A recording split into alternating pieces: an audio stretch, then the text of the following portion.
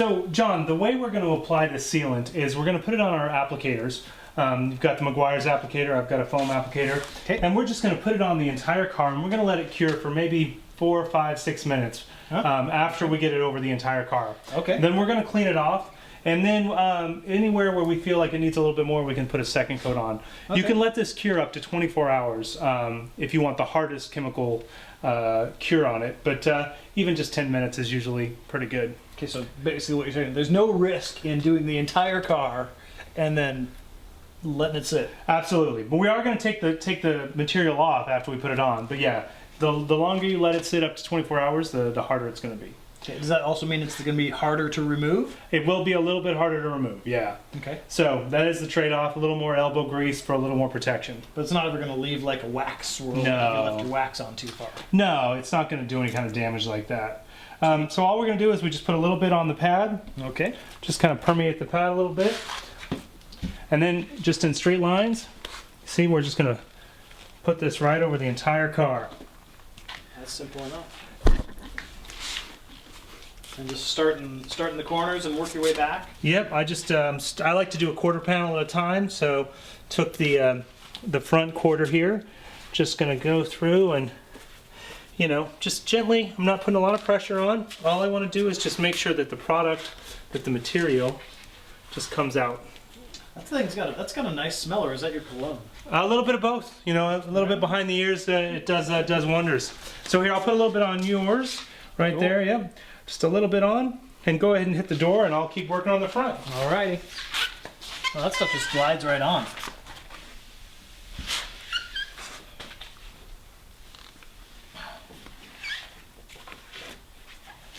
Any worries about getting this on the door handles or the plastic trim if you had plastic trim on a car?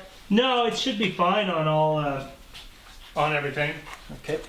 Nice thing about this car, since it is older, it doesn't have that plastic stuff everywhere. Yeah, it's got the rubber on it, yeah. The material, it's had about 10 minutes to cure. Okay. And as we take it off, we're just making sure we get as much of it as we can. So we're looking at different spots. We're kind of tilting our heads, adjusting the way we look at the reflection through the light. Kind of like you would if you're trying to make sure you get off all the wax. Right, which we'll be doing in a few minutes. But at least this way, we've got a really good protective coat over the whole car. And now you could do this if you had a whole weekend. You do this a couple times, right? You could put it on, let it cure for an hour, put it on again, let it cure, and you could do that and really build up a very thick protective coat. There's some products out there that you can leave on for 24, 48 hours and really get a very good chemical bond to your paint. Huh. And the benefit being that it's chemically saving the paint?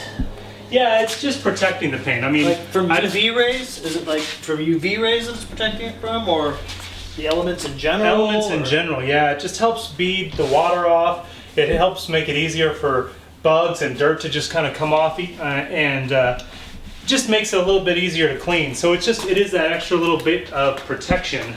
Like Scotch guarding your shoes or something? Yeah. Okay. Yeah, it's like an extra clear coat. All right, it's a clear coat that kind of you can take on and off. And it's important, right? When you're polishing a car, you're actually removing material.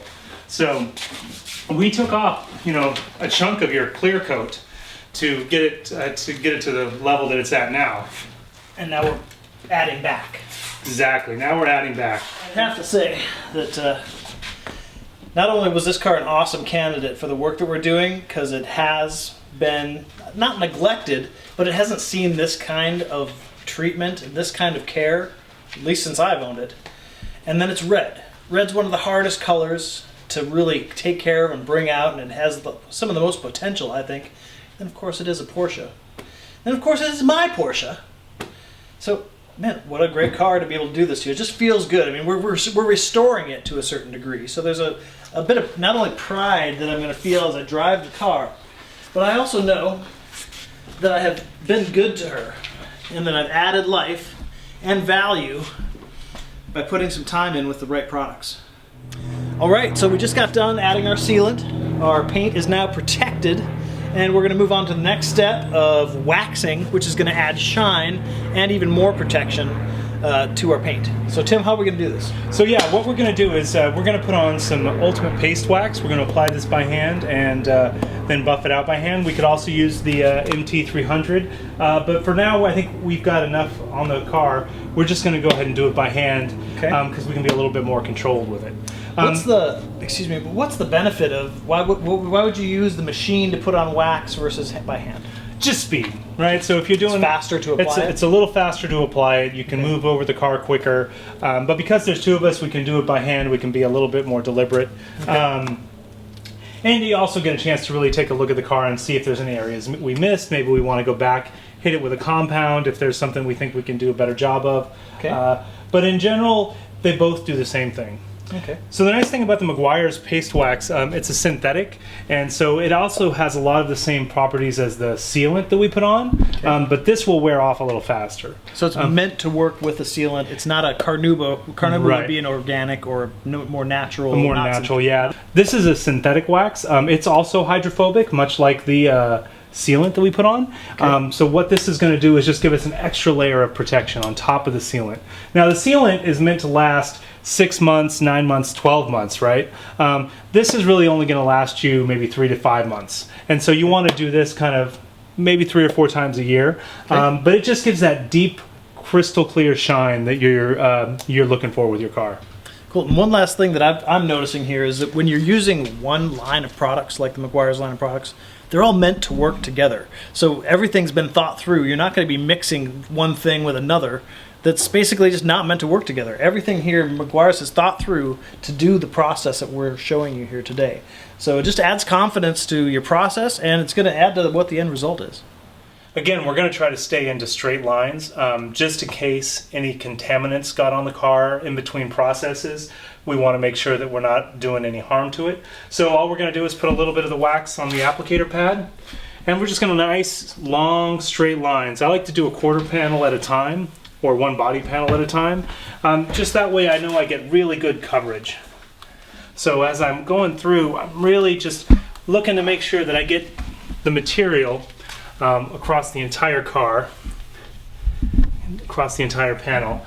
And the nice thing about the paste wax is I can do 2 or 3 panels and then come back and wipe it off. It takes a little while to dry, especially when you're inside in a garage like this. You're not worrying about the paint being too hot or the material drying up on you and becoming hard to take off. So we're just going to work this hood area, making sure that we get really good coverage, good protection on John's car, so that all of the stuff that happens when you're driving, all the little grit and dirt and bugs, just bounce right off this bad boy. Oh, man, this is looking so good. I've never seen my paint look that good, Tim. You mean to get into it? Is this dry enough? Absolutely. Yeah, just go ahead and dip some of that in there. Yep, a couple little coats. Just like that. Not a big gob like you. No. You really, all you're doing is just putting a thin layer in, and like we said earlier, this is going to kind of fill in some of the voids that are still there, right? Some of the scratches. So it'll minimize the scratches. It's not going to remove them. The only thing that really removes them is the polish, the compound. Everything else we're either doing to just remove contamination or remove debris, and then now we're on the protection step. So I guess that you can think about it in, there's 2 steps. There's the removal and then there's the protection. So all the way up to a compound, you're removing the dirt, whether it's through wash, through the clay bar, or through polish and compound. And now the car's as clean as we want it. Now we're bringing it back up and building up a layer of protection. That makes sense to me. Sometimes you got to use more than just straight lines, like on these compound curves. It's okay. You just got to be careful and be aware that there's nothing on your pad or on your paint. It also goes faster when you got 2, so John and I can kind of split up and tag team it, hit it at the same time. I think I've broken the habit of wax on, wax off. Good. If nothing else, then we've got you washing the car correctly. Mr. Miyagi, you don't know nothing about car waxing. That's right. Maybe it's good for karate. That is not how you want to keep your paint clean. Oh yeah, you know, maybe that might have been his whole technique. Maybe it had nothing to do with car waxing. He just had those dirty cars there, and he wanted him to be You've able seen to be the like movie, this. right, John? I only like 10 times. I grew up with that.